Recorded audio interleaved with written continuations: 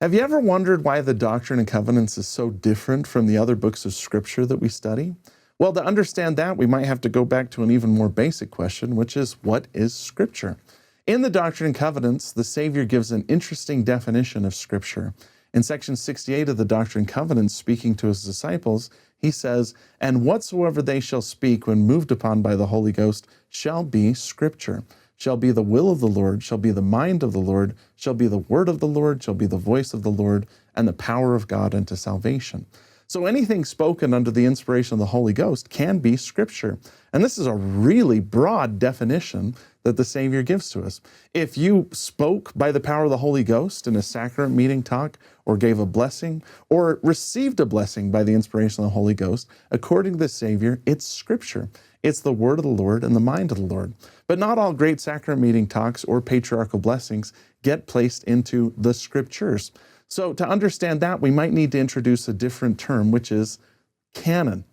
The LDS Bible Dictionary defines canon as a word that means a rod for testing straightness, and is now used to denote the authoritative collection of the sacred books used by the true believers in Jesus Christ. So canon is a collection of Scripture that we know is Scripture for sure, and that we use to measure new Scripture and find out if it genuinely comes from God. Not all Scripture goes into the canon. And the canon in and of itself is an authoritative collection of Scriptures that we use to know what God has said to us and to give guidance in our lives. Now, the Doctrine and Covenants is the newest book in the canon of Scripture.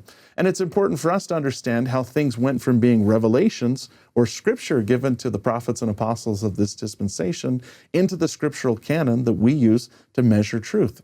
There's several different ways that the Doctrine and Covenants was given to the early saints. For instance, one method of transmission was angelic messengers. People like Moroni, John the Baptist, Moses, Elijah, Elias, Raphael, even Jesus Christ, along with other angels, appeared to Joseph Smith and his associates and delivered messages to them. Sections like Section 2 of the Doctrine and Covenants, Section 13, 27, and 110 are these angelic communications where someone speaks to the prophet and gives them a message. When you read through the Doctrine and Covenants, it's important to understand that you need to read the italicized section introduction in order to know the context. And you'll note in a section like Section 27 that the text of the revelation was given to Joseph Smith through a heavenly messenger. Another way the Doctrine and Covenants was received was through divine instruments like the Nephite interpreters. Joseph Smith, especially early on in the Doctrine and Covenants, received a lot of the revelations the same way that he received the text of the Book of Mormon, by using a divine instrument that gave the text to him. Almost every section up to about section 17 of the Doctrine and Covenants has a notation in its introduction that it was received through the Urim and Thummim. And through these divine instruments, the text of the revelations was delivered to Joseph Smith. Another way that the revelations came to Joseph Smith was through visions. Joseph Smith would often pray, asking a question, and then have a vision delivered to him or one of his associates so that they could see and have explained to them that way some of the doctrines and teachings. Some of the most important sections of the Doctrine and Covenants, like Section 76, Section 137, and Section 138 tell us all about the afterlife, the 3 degrees of glory, and what happens in the spirit world by showing the prophet what happens there and then having them record and write the vision. By far the most common means of reception of sections of the Doctrine and Covenants is what we will call inspiration and confirmation. This is where Joseph Smith or one of his friends would have a question, and they would petition the Lord asking for revelation, and the Lord would give Joseph Smith the words to say that he could write down. On several occasions, people were in the room with Joseph Smith when he received these revelations. The revelation now known as Section 50 of the Doctrine and Covenants was received in the presence of several people, including Parley P. Pratt. Parley P. Pratt described the way the revelation was received this way. He said, "Each sentence was uttered slowly and very distinctly, with a pause between each sufficiently long for it to be recorded by an ordinary writer in longhand. There was never any hesitation, reviewing, or reading back in order to keep the run of the subject." Most sections of the Doctrine and Covenants came this way. An important thing to remember is that most of the Doctrine and Covenants came in answer to a question. If you've had questions, the Doctrine and Covenants is a sign from God that it's okay to ask those questions and that the Lord is anxious to answer those questions. But another thing to keep in mind too is that these revelations, even if they came from God, came through imperfect beings. through people that had flaws and problems. And so sometimes the text in the Revelation was changed slightly in order to better reflect what the Lord was saying at that point in time. If you look at the original documents of the Doctrine and Covenants that we have, they did make slight changes to wording, though the substance of the text stayed the same. Another way that the Doctrine and Covenants was given is through church proclamations. These are inspired documents created in collaboration among church leaders. And like the Family Proclamation of the Living Christ or the recent Restoration Proclamation, these proclamations talk about a specific issue, like Section 134 talks about governments, or Official Declaration 1 talks about the end of plural marriage. Section 135 notes the death of Joseph and Hiram Smith.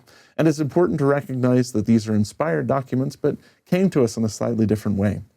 Another way that the Doctrine and Covenants was received was through epistles and items of instruction.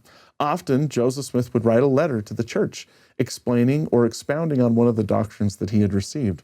Sections like Section 127 is a letter from Joseph Smith explaining how baptisms for the dead are supposed to be properly witnessed and recorded. Section 121, one of the most powerful sections of the Doctrine and Covenants, is a letter that Joseph Smith writes to the church to encourage them during a very, very difficult time. Often Joseph Smith would receive the voice of the Lord in the middle of these letters. He would be writing, and then suddenly the voice of the Lord would be present, and those parts were clipped out and taken and put in as these sections of the Doctrine and Covenants. Another way that the Doctrine and Covenants is different from the other books of Scripture is that not every revelation that was given to Joseph Smith is canonized in the Doctrine and Covenants. There are 9 uncanonized revelations that we're aware of, and in order for something to become canonized today, it has to go through a review process where the First Presidency, the Quorum of the 12 Apostles, and then the general church all choose to sustain it. So over time, the Doctrine and Covenants has continually been changed and altered, and we can expect in our lifetime to see major changes in the Doctrine and Covenants as well. The Doctrine and Covenants originally started out with a totally different name. In 1831, Joseph Smith held a conference at this home in Hiram, Ohio. The purpose of the conference was to discuss how to publish the revelations that Joseph Smith had received, and the results of it were that they worked together to publish a book called the Book of Commandments. Now, a copy of the Book of Commandments is very, very rare today because the printing press where the Book of Commandments was being printed was attacked by a mob in 1833 and burned down.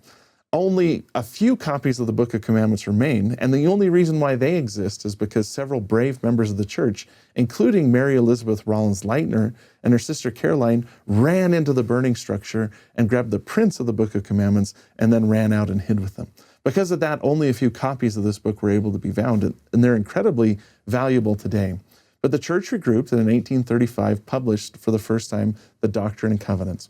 If you were to take a look at an 1835 edition of the Doctrine and Covenants, you notice a couple things. The first time the name Doctrine and Covenants appears is within these pages. And the doctrine generally referred to a series of theological lectures called the Lectures on Faith. The lectures on faith were good for instruction, but not necessarily revelations, and they were what was defined as the doctrine. If you turn to the second section of the book, it's listed the covenants and commandments of the Lord, doctrine and covenants. And these covenants and commandments are the revelations that we're familiar with today. As later editions of the Doctrine and Covenants were produced, the lectures on faith were decanonized and removed from the canon because they weren't revelations strictly speaking, though we still think that they're very, very good instruction. And the term doctrine and covenants stayed because the revelations themselves had plenty of doctrine and plenty of covenants, so it's stayed the same ever since then. Now, when it comes to the Doctrine and Covenants, there's a few things about it that make it unique and different from any book of Scripture that we have. First, the Doctrine and Covenants is the only book of Scripture of modern origin. Every other book, the Book of Abraham, the Book of Mormon, the Old Testament and the New Testament, are of ancient origin. The Doctrine and Covenants is just a baby in scriptural terms comparatively. It's less than 2 centuries old. Secondly, the Doctrine and Covenants was written originally in English. So if you're reading the text in English, you are reading it in the original language it was received. Next, the Doctrine and Covenants is the only book of Scripture that has no storyline. It's very important when you read the Doctrine and Covenants that you study the section headings so that you know the historical circumstances, so that you're aware of the story of the Doctrine and Covenants as you read it, and you know why and when the revelations were received. Finally, the Doctrine and Covenants is almost exclusively the voice of Jesus Christ. Almost every revelation in the Doctrine and Covenants is the Savior speaking to his disciples and giving his witness, his warnings, and his counsel as to how they're supposed to bring forth the gospel. If you produced a red letter edition of the Doctrine and Covenants, every single page would be read because almost every single word in the Doctrine and Covenants comes from our Savior, Jesus Christ. The Doctrine and Covenants is meant to be used alongside the Book of Mormon and other scriptures to enhance our testimony and help us understand the gospel. President Ezra Taft Benson said, "The Book of Mormon brings men to Christ. The Doctrine and Covenants brings men to Christ's kingdom. The Book of Mormon is the keystone of our religion, and the Doctrine and Covenants is the capstone with continuing latter-day revelation." So you're maybe already familiar with thinking of the Book of Mormon as the keystone, the thing that holds our entire doctrine and theology together. The Doctrine and Covenants is the capstone. It tops everything off and finishes it. And it's intended to take us a little bit further in understanding the mysteries and the doctrines of God. The Book of Mormon teaches us the basic gospel of Jesus Christ, and then the Doctrine and Covenants is like an AP class that comes along and expounds more on the nature of man, the nature of God, and how the plan of salvation works in our own lives. If the Old Testament is the record of the Israelites, and the New Testament is the record of the Christian disciples, and the Book of Mormon is the record of the Nephites, Jaredites, and Lamanites, the Doctrine and Covenants is the book of the Latter-day Saints. It's our book. It's our record and our witness to the world that Jesus Christ still exists today, and that he didn't just speak anciently, but that he speaks to people today in our time and beyond, that the works of God will continue until the great Jehovah shall say the work is done. The Doctrine and Covenants shows us that God is not the great I was, but God is the great I am, and that God still leads and guides men and women in our day through the power of his Spirit.